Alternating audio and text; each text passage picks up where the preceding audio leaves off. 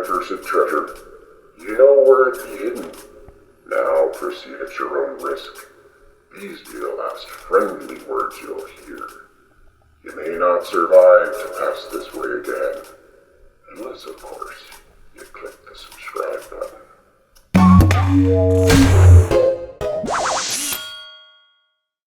Dalen from Learn to Make to Learn. How many of you out there are Disney fans?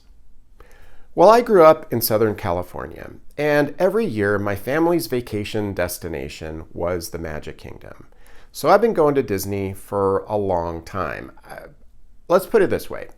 I remember what an e-ticket was, and I remember how precious and few and far between they were.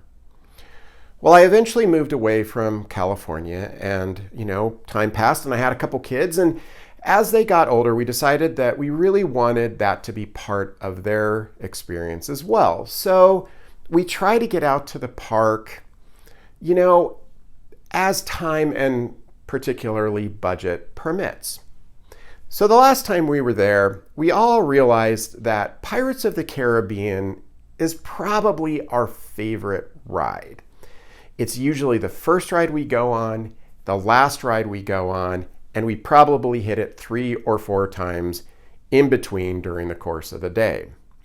Now, one of my favorite parts of the ride is really at the beginning. You've drifted through the bayou, you're entering a long tunnel, you can hear the water from the first waterfall, and you can hear the screams, and you come around a corner and it's dark and you look up and illuminated on the wall is a talking pirate skull. Now, ever since I was a little kid, I thought that was the coolest thing, and I kind of always wanted one. Well, this year for Halloween, I decided I would finally make one. So let's take a look at how it turned out, what it does, and how I made it.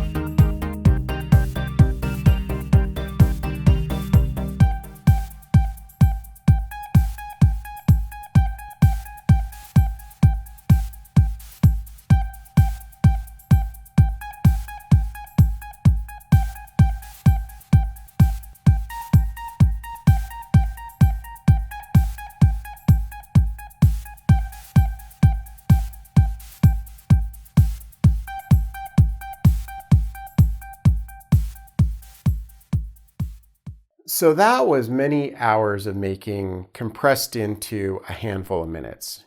I kind of actually wish everything went that fast, but it generally doesn't.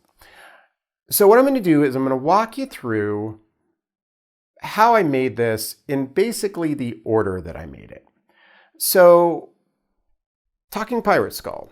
Very first thing I needed was a skull. One of the things I entertained at first was to use something that was like a student anatomy skull that I could find online. And, I found some very, very cool skulls that were in the $30 range-ish, give or take. Actually ordered one. Once I got it, it was kind of like, wow, this is actually so nice that I don't want to destroy it and potentially ruin it making this project.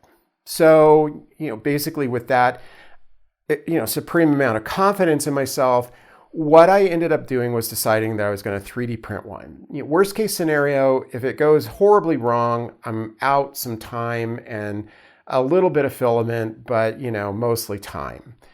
So I found a really good model on Thingiverse, and 30 hours later, I've got my skull. And it actually turned out really nice. It's a great model. What I did notice once it was all glued together was that the features were a little delicate. It's not the fault of the model, but it was really just the nature of the skull that it was scanned from. So I needed to get it to be a little more in character, a little bit more of a caricature of a skull, a little more piratey, a little more what we would think of as sort of a stereotypical skull. It needed to be kind of rugged and craggy, if that makes sense. So I went in with some body filler and built up areas where it just needed a little bit more definition. In particular, areas like the cheekbones, the shape of the orbits, the jawline, the brow. Those were areas that I worked with the body filler to sort of build up, to beef up. I knocked a few teeth out, so that was a little bit of a subtractive process there. And I carved open a little bit of the sinus just to open it up. It was a little short, and I wanted it to be a little bit more elongated. Once all of that was sanded and blended to the point where I was happy with it, it was time to really figure out how to get the jaw connected to the rest of the skull. I tried a couple things that were spectacular failures that required a lot of digging and carving out of bits and pieces that were super glued in. But where I landed was using pin hinges that are intended for control surfaces on radio-controlled airplanes. So they're basically two pieces of nylon with the pivot point in the middle. You can drill a hole on either side and insert the pins in, glue them in place, and you've got a really nice, easy to install hinge. Now, to give them a firm mounting point, what I did end up using was some styrene tubing that was the same inside diameter as the outside diameter of the pin hinges. So I had a nice solid mounting point inside the jaw and up into the skull to glue when I was going to do my final assembly, to glue my hinges into.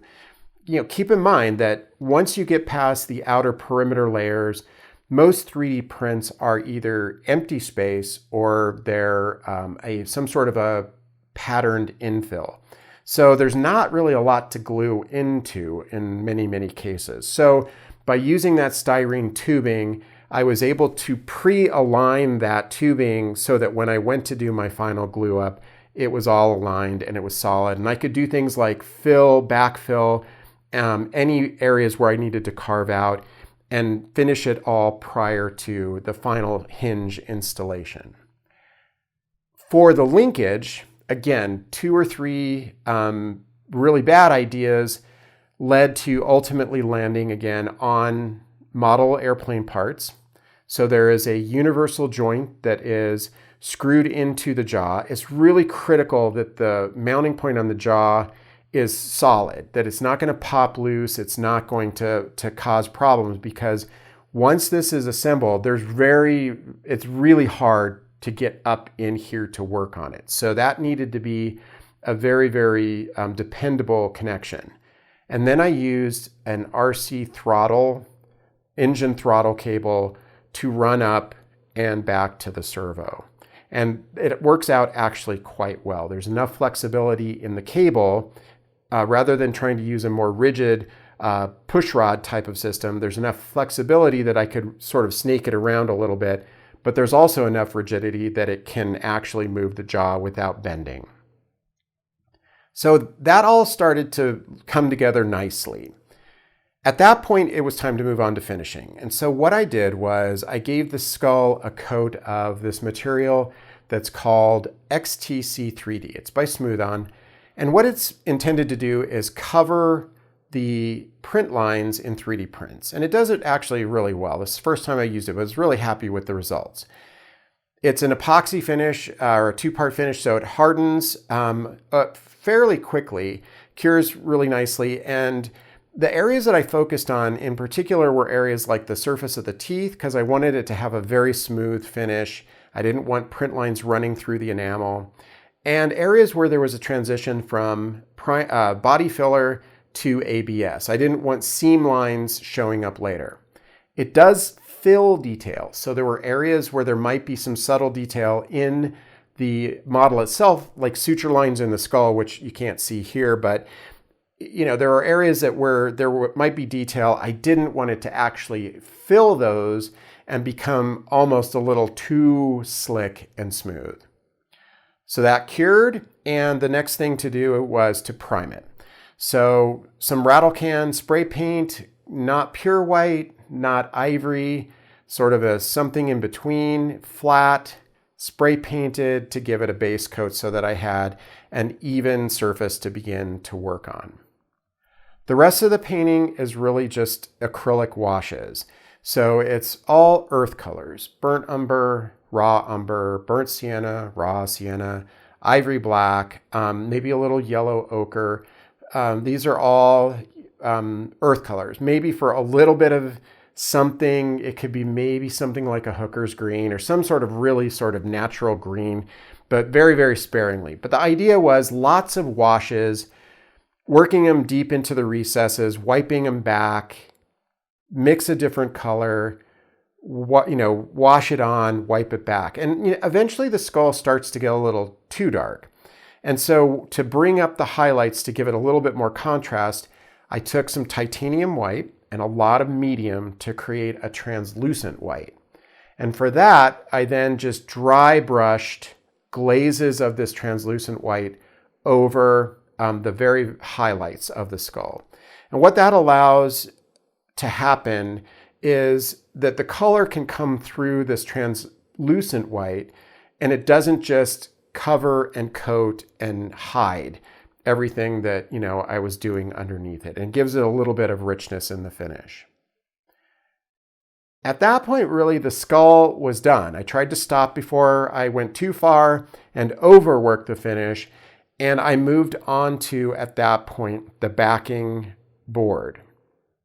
So the backing is basically 1x4s, 1x6s of just some pine board that was kicking around the garage. It was a varying,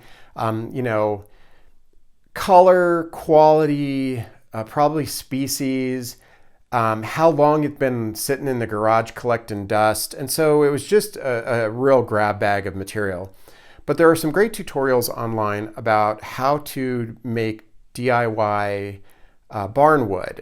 And barnwood, driftwood, kind of the same thing, right? Weathered and distressed and aged wood. And so what I ended up doing was going and cutting these all to length, and then sort of hacking at the ends of it, chunking them up, cutting them into weird angles, and then going in with a wire cup brush, big wire cup brush mounted to an angle grinder. And what you do is you just go after the grain, and it strips all of the softer grain away and leaves the harder grain more exposed, pronounced, raised. And I've never, basically most of, with the exception of maybe like painting in acrylic, I'd never really done most of the things I was doing here. This was actually a really fun technique for aging and distressing wood. It works out really well. It's really easy to do, and it's kind of hard to screw up. You can't really go too far with the angle grinder or with the wire cut brush. And you could actually use a heavy duty drill or even maybe an air tool or some other tool to mount that wire cut brush to and go at it. You don't necessarily need an angle grinder. It's just easier to really work at it. Once that was all ground away, glued all the boards together, and then painted it in very much the same sort of technique as the skull. So a lot of dark washes of acrylic paint. You can also use stains. So you can use stain instead of acrylic. I just have a lot of acrylic laying around.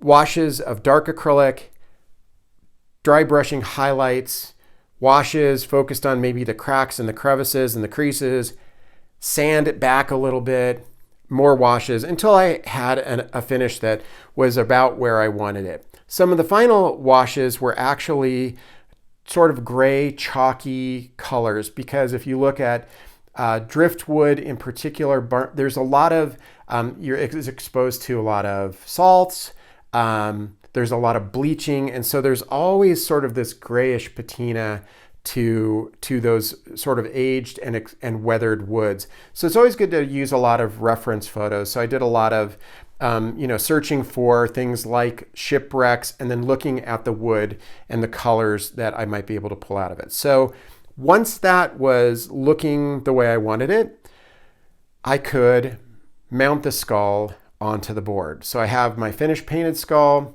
It's basically ready to go. It's the jaw. At this point, I'm mounting the pin hinges. I'm gluing up the final assembly on the jaw, and it's glued to the backing board. And I just used good old regular hot glue. I have a love-hate relationship with hot glue. I feel like it's sort of a cheat sometimes. But it always seems to, sometimes it seems to grab when you don't want it to grab. I've burnt myself numerous times with hot glue, almost every time. I should probably learn from that. And sometimes it doesn't seem to hold when you really need it to. But in this case, for this project, I did actually develop a new sort of found respect for hot glue as an adhesive, because there were some instances where it was just the most tenacious thing that I'd ever experienced, and there was a lot of cursing related to it. But I glued the skull on, and now I was ready to really finish dressing the prop. The first thing I did was the bandana. So this is just regular old red cotton fabric from the craft store. It's been soaked in burnt umber, just brown, grungy, muddy acrylic paint that's been watered down, way down, wrung out, spattered on, dribbled on, allowed to dry, and then hot glued again onto the skull in sort of this bandana-like fashion. So it's just wrapped around.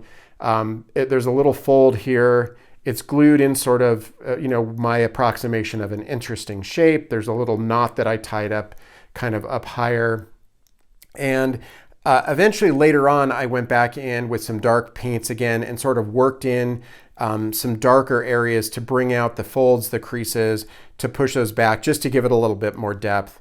Some of it's a little subtle. It might be something that could be a little exaggerated, but I was really on this project erring on the side of not going too far, not really pushing it, because again, I was trying to drive towards, this was for Halloween, so I was driving towards a date and I didn't want anything to just get completely screwed up. So I was very conservative on this project. Once that was done, I could move on to the thing that I was really, really avoiding, which was the hat. The hat is made out of a couple of layers of black felt that are fused together with a heat-activated fusible material. In retrospect, what I would do is I would actually use something that has some stiffening properties to it, an interleaving material that actually makes the felt a little stiffer than even just 2 layers, because I was having some issues with the hat maintaining its curve across the front. This is actually the second hat. So again, on this measure of epic fails, this was probably around maybe 6. The first hat was a sort of this tricorn hat thing that ultimately looked a bit like a cheese wedge perched on the top of a skull. And so this was the second version that is much more faithful to the shape of the hat on the ride in California. The real difference really is that there's no skull and crossbones here. And the reason being is that this was already skull and crossbones. And so skull and crossbones here would have been a little too kind of bone on bone. Instead of that, there is this little ornament, this little cockade element that is just some ribbon, more of the braid, gold braid that it's edged with. And this is a cast of a Spanish reproduction of a Spanish doubloon. It's plastic that's been gold leaf and distressed. The feathers are straight out of the bag from the feather aisle at the craft store. They have these little pre-assembled feather ornaments or feather elements that you can buy. The felt is actually edged with seam tape, and there is hardware wire that's run through the edge to give it its shape. When making this hat, the thing that I realized was this is not actually a hat. This is just some fabric that's shaped so that it looks like a hat in the front. But really, in many ways, this is kind of the reverse mullet of hats. It's kind of a lot of party in the front and just enough business in the back to give the illusion of a hat. So what I found was that there's a lot of fabric in the pattern up front and almost no material in the back that's part of the back of the hat. But it does have enough so that as you're folding it up and curling it up, you do get a sense that there's more to it. It's coated with a few layers of acrylic paint, so black with a lot of medium worked in. It actually gives it almost a starch. It starches it, it stiffens it, and to help hold the shape. And then it's hit with rotten stone, washes of brown. I tried in some cases to make it look like it was salt stained or sweat stained to varying degrees of success. A lot of times what I found was working with paint, I was getting things to be too contrasting, too bright, and then it was becoming more about the hat and less about the skull. So the solution to that was always to give it another wash of a transparent dark color to let some of that come through, but just push it back a little bit into the background. The hat was a challenge. I won't joke. I mean, the first hat was a disaster, and I did a lot of damage ripping it off. And I ended up having to, it was sort of a happy accident because I ultimately covered it with this weird reindeer moss and strange fungus licheny stuff.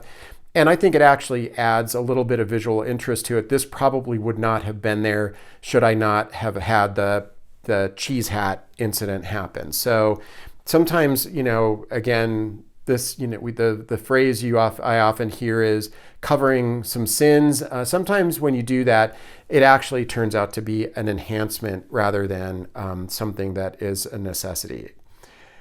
Moving down to the lower part of it, these bones, the crossbones, are actually just from very inexpensive Halloween prop bones. It's like a bag of bones, box of bones, and it's just the femurs out of that. They're really inexpensive, but they have enough detail that they're actually quite nice for this project. They're a good size. They turned out to be just a good sort of mass. Proportionately, they work, and they just worked out really well. I did actually paint these at slightly different times from the skull, and this is the second paint job, so we're like on fail 7. They didn't match at all. They just were horrifically mismatched. And so I had to repaint them with another base coat of the primer and then go back and try really hard to remember the exact colors and process that I used to paint the skulls. So in the future, if I want two things to match, to look like the same thing, I should probably paint them at the same time. They are held in place with a gigantic wood screw that just goes through the bones, and then there's a wood screw that comes from the back into this part of the bone where it's actually touching the board. And to hide that, this is just some more body filler that is a blob that's plopped on, and then once it's set up enough to carve it, it's just carved into some planes to look like a forged spike or nail, and then painted with metallic paint, and then back in with some red oxide and some orange paint to look like rust. Down at the very bottom, I needed a place to hide the passive infrared sensor. And this is basically the order that I built it in. And this is basically the point in time when I started to think about where I was going to put the passive infrared sensor. So zero planning was involved, which is a problem because I had no idea where I was going to put it. This was the logical place because this is lowest in the model. It's unobstructed by other parts of it, but there was no real good way to hide it. Again, my daughter is a tremendous resource for really pointing out things that I am absolutely missing that should be perfectly obvious. And she said, well, pirate, crusty, barnacles. That's what you just put them in some barnacles. And sure enough, barnacles can be ordered online and shipped 2-day air. These are just, I assume these are ornaments for primarily in fish tanks, but barnacles are available, and I broke them carefully apart to get them in the shape that I needed. They can be very sharp and very brittle, but a little bit of gentle tapping and nudging, and I could end up with one that had enough of an opening for the passive infrared to have a fairly unobstructed sort of viewing angle, and then all of the gaps that were created by breaking these apart and gluing them back on, I hid with more of the reindeer moss and the weird fungusy stuff. All of the colors in the mosses were all specifically intentionally neutral. Again, from a design perspective, the colors that I wanted to pop were very, very specific areas of the red highlights. But fundamentally, the whole goal is to focus on the skull. So things that tended to distract from that, I tended to, as much as possible, avoid or downplay. So that's really the construction of the front. So the next thing I'm going to do is I'm going to flip it over, and we'll take a look at the back, and we'll go through the electronics and how it works really quickly. Looking at the back, the first thing to note is this little wooden frame. And it actually serves a few purposes. One of the most sort of critical ones was that chewing up the edges of these boards with an angle grinder, what that meant was when I went to edge glue them, there was not a lot of really good contact surface there. And so this was a little sketchy. So I needed something to make sure that the boards weren't going to just all kind of warp and bend and fall apart. So I added this as reinforcement. It does a nice job of holding everything together. What that also allowed me to do was I had originally intended to mount most of the electronics inside the skull. That was a little crowded and a little hard to work with. So now I could actually move them out and mount them on the outside in this space that was created. It also gave me some additional space for the battery. The last thing it does is really more of a sort of a visual perk. It floats the whole thing, the whole prop, away from the wall that it's hanging on. And so it just gives it a little bit more depth, a little more visual interest. It casts a little bit more dramatic shadows, more interesting shadows than if it was just sitting flush on the wall. So that's sort of a nice little win. Now looking at the electronics, we'll start sort of deepest in the skull and work our way back. All the way in, you'll see a little blue LED, and that is going to a small sort of spherical powered speaker that is, the type of speaker that you would buy when you need a portable speaker for your mobile device. It is rechargeable, so it charges off of just a regular USB charger. And it's not Bluetooth, it's just a straight regular 1/8" headphone cord that you would plug into your mobile device. It is loud. It actually projects a lot of sound, and that is good. And I'll talk about that in a minute. It has a power switch and a separate volume control. So I don't have to worry about trying to control audio volume either in the audio files or by using some part of the soundboard, some audio control in the soundboard. So I can just control it directly on the speaker. And did I mention it's loud? It actually could be easily heard across the street, Halloween night, trick-or-treaters at my neighbor's house while they had trick-or-treaters. And so it does do a great job of projecting sound. Now, the servo is right there, pretty obvious. And the control linkages are right here. There's a little nylon sleeve on the control cable that just provides a little additional rigidity until you need to get down sort of in the jaw area where it needs to flex a little bit.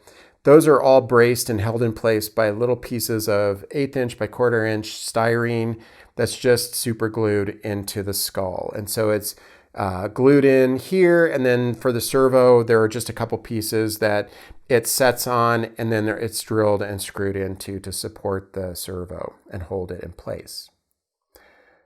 The battery pack, again, these, I needed some space for it. I wanted this to be power. I didn't want to have to run power. That's kind of always a challenge for props, is how do you power them? This is a 5-volt circuit, so it kind of made sense to have something that was some sort of a 5-volt charger battery pack. And so these things that are intended to be USB voltage sort of chargers for mobile devices. It's 5 volts. It's perfect. This is a little overkill. This is kind of a nicer-ish one that we use for when we go traveling. And so it's in a little bit more of a rugged case, and it's water resistant. But you could use even those really sort of ones that are almost the size of, the sort of cylindrical ones. This does not draw a tremendous amount of current. And so even a smaller version of these will run for a couple hours, 3 hours or more pretty easily. I think we had this one running, and it was probably Halloween for us usually at last 4 or 5 hours from sort of first trick-or-treaters to the last stragglers. And I don't think we even moved the needle on the charging indicator. So not a lot of current draw. Moving one thing, actually, a little thing to note is that these also require that some amount of current, they need to be detecting some amount of draw. They're designed usually to power down when the charge cycle is complete on whatever it is they're charging. And so if they're not detecting any draw, they'll shut off. And so in this case, the servo is actually always drawing current to hold its position. And so this never has a tendency to want to shut off. So if you do find that you are using these as a power source and they seem to be kicking off, it may be that your circuit isn't drawing enough current for it to sense and to know that there's something attached to it. Just a little side note there. This little green triangle square here, I can tell colors and shapes, is just a power distribution. Circuit's even is an exorbitant and extravagant word for it. It's basically the power runs into these little connectors, and then there's some pins on the backside, and all the rest of the power plugs into it. I like to keep all of my connections pretty tidy. I don't like a lot of twisting of lots of wires together. And so this allows me to just have all my power connections in one place. If I wanted to, I could put sort of, reverse voltage protection. I could put in some smoothing capacitor, some other things, depending on what I needed. But this is sort of fairly typical for the way I build things. everything plugs into that requires power. So we definitely want to power the servo separately from, we don't want to power it from, for example, the microcontroller. So power to the servo runs directly to this little I need a name for it, and that's powered directly from the battery. The passive infrared sensor, again, it's powered from this point, and the same is true for the microcontroller and the sound board. Moving over, the microcontroller is an Adafruit Trinket Pro. It's a 5-volt Trinket Pro. They're basically, you program them using Arduino language, and they are very small, very robust, and very easy to work with. And I love working with them. They're also very affordable. They come in a 3-volt version and a 5-volt version. So, there's some options there. There's some different, I think a few different flavors there. Right next to it is an Adafruit Sound FX board. These come in some different flavors as well. The main distinctions are storage capacity, and the other consideration is output. So how do you get the sound out? So by that I mean you can get it where it's just the Sound FX board with storage, and you then would have an external amp that you run to. So it's basically line out, but there's not a lot more to it than that. You can have it with a built-in line out jack, which is what this one is, or you can have it with onboard amplification and small stereo speaker wire connections. And so if you wanted to just run a couple speakers and use an onboard amp, you would use that version. In our case, we're using an amplified powered mic, and so all I need is line out, but I wanted to have the easiest connection, so I got the board that has the built-in jack. I've also used sound effects boards where I've used an external amp as well, and so they all work extremely well. Now, the basic way these work is that you load up to 7 audio files onto it. And again, based on your storage capacity, that would determine how long and the quality of your audio files. So a lot of variability there. And then you can trigger the sounds in a variety of ways. There's a pin associated for each of the sound files. You can play a sound by simply dropping the pin to ground. You can trigger sounds using serial commands. You can do all sorts of things. They're actually very, very flexible. So in this case, what we're doing is we are actually using the microcontroller to trigger the sounds using serial, not the food, but the command, serial commands. And we're also coming off of one of the audio outs, and we're running that back to an analog in on the microcontroller, and we're measuring that line out value. It's a very, very small value, but we're taking it and we're reading it. We're normalizing it a little bit to get rid of some of the noise, and then we're doing some mapping of values. So the way that this basically works is when we power this up, and we'll see this in a minute, the first thing it does is it plays an audio file partially through, and it's looking for what the maximum audio out value is, and the microcontroller. And it takes that number and it maps that number to a normalized or a set of values that are a known set of values that we then equate to a certain amount of servo movement. So in its most basic form, as it's playing an audio file for real, it is taking the loudness of the sound, and the louder the sound, the stronger the signal, the more the servo moves. Now, that's not necessarily how mouths and jaws move in real life. So this is one way to approximate jaw movement using audio files. You equate volume to movement.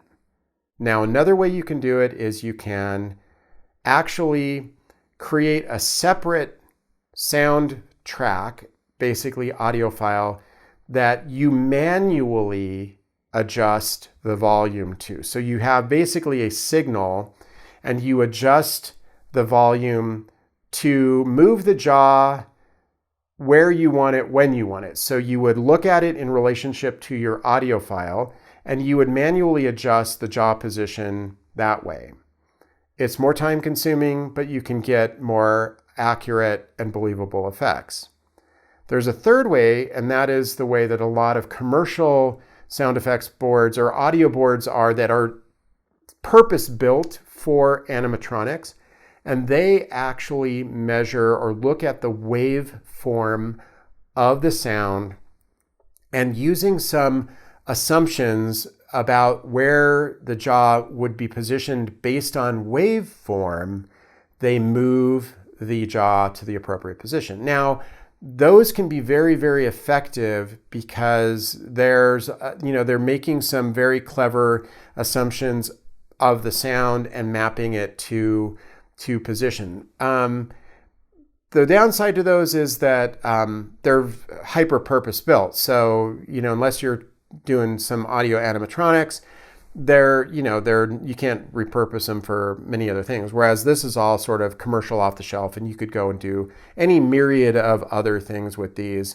and repurpose them to your heart's content. In this case, the code that I've written, I used some other people's, they took some runs at this. I tweaked it, I combined it, I mashed it up, klooched it together. I think that it is, it works okay. The benefit to this is I can just throw on any old audio file that I want, and it's going to move the jaw in some way, shape, or form. It's going to calibrate, it's going to understand what the highs and lows are, and it's going to move the jaw within the range of motion that the servo has, and it's going to do that, to some effect one way or another. There is a passive infrared sensor on it, so again, part of the code is also to look for motion on the passive infrared sensor and then to trigger the audio after some amount of delay, again, to entice our poor hapless trick-or-treaters to come closer to the front door. I think that's basically the back, the electronics, and the general way that it functions. So what I'm going to do now is I'm going to flip it around again, and we'll take a look at just how it works from, just from a practical perspective. We'll plug it in and take it for a test drive. So what I'm going to do now is I'm going to power it up. And the first thing it'll do, it'll run through that calibration track. It's the first track on the soundboard. It'll play partially through, and it's, again, reading those maximum volume values. At that point, it should power up the servo. We might hear a little hum that that's the case, and then the passive infrared sensor will be active, and I'll be able to trigger it, and we can see if we can get some files to play. So let's just move right ahead and get this sucker powered up. Alas there, it'd be too late to alter course, mateys, and there'd be plundering pirates lurking in every cove waiting to board. Sit closer together and keep... So now I can hear a slight hum coming off of the servo.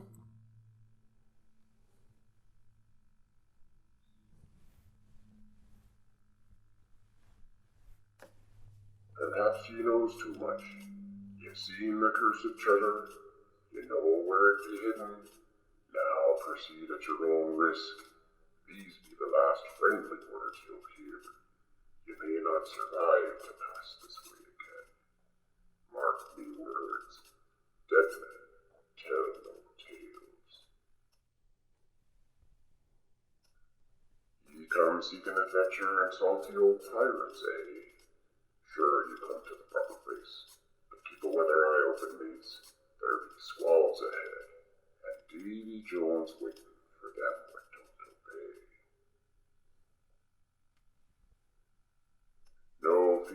ye of evil curses, says you, that feast your greedy eyes on this here treasure and mark well me words. Properly warned ye be, says I, discarded and guarded well it be by the angry souls of those seafaring men what risked all to take it, and gave all to keep it hid. So on that track, there's a little bit at the end where the jaw doesn't move that much, and it's because the volume dips down in the dialogue. What I would do to fix that is I'd probably just in that one small little section go in and just boost the volume a little bit in it. The code already sort of favors the lower end of the spectrum, the lower end of the volume. And so I don't want to really mess with that too much because overall I think it's moving pretty well across most of the recordings. So that one little area just sort of tapers off, and so I'd go in and just fix that one little bit of that track. Alas there, it be too late to alter course, ladies, and there be plundering pirates lurking in every cove waiting to board. Sit closer together and keep your ready hands inboard. That be the best way to repel boarders. And mark well me words, ladies, dead men tell no tales. And that one's just straight from the ride, from the script from the ride. Now, to create the audio files, what I did was, I did some research for what some of the dialogue is throughout the ride, the pirate skull, the talking pirate skull, and then some of the sections or one of the sections from the caverns when you are around the treasure room. There's some voices, some ghostly voices that aren't used anymore, but there's some dialogue there. And for those, I actually sort of did a little bit of a mashup. They don't have really complete dialogue that I was able to find.